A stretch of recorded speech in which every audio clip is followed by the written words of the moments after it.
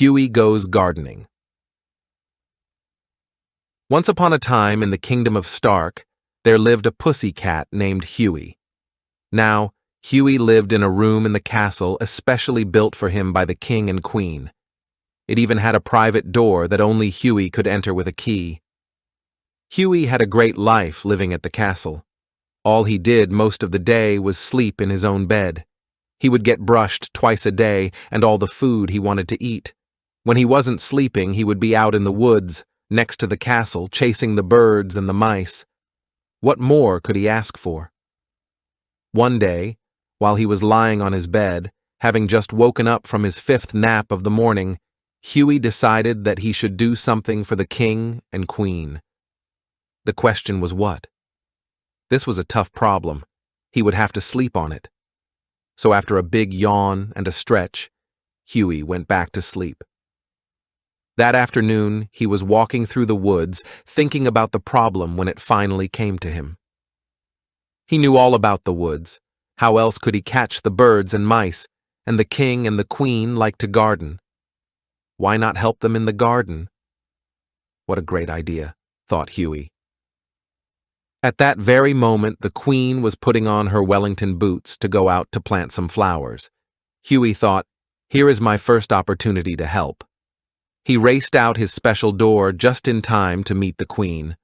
The queen was happy to see Hughie and to have the company.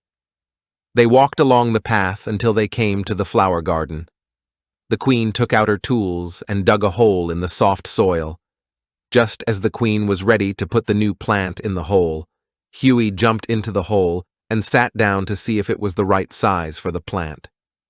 Once that was done, he then proceeded to check out the soil that the queen would use to put around the plant.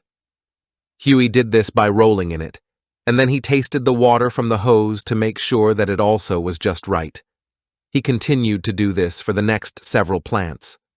After a while, he decided that the queen had enough instructions and now knew how to plant the flowers. Besides, it was time for a nap. He walked over to the nearest tree and in the shade fell fast asleep. When the queen had finished the planting, Hughie woke up and walked back to the castle with the queen.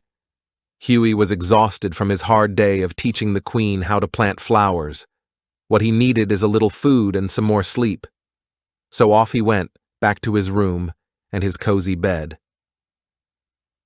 The next day, Hughie was ready to help the king. The king was very proud of the castle lawn. Every day he would walk around the lawn admiring it. If he came across a weed, he would pull it out.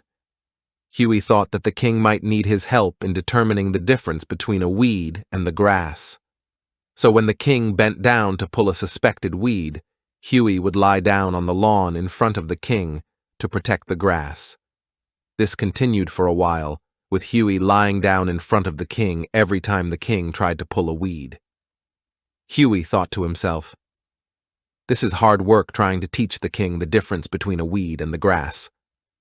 Finally, Hughie decided that the king had enough instructions and besides, he was overdue for his nap. So off he went to find a quiet place in the shade under a bush. Hughie did not confine his help to the queen planting flowers or the king picking weeds. When the royal gardeners were trimming the hedges, Hughie was there to make sure that the hedge was cut straight. If the queen went out in the garden to pick flowers for the dinner table, there was Hughie ready to help select the prettiest ones. One day, Hughie was in the garden tool shed checking to see if all the tools were in their proper place when someone locked the door.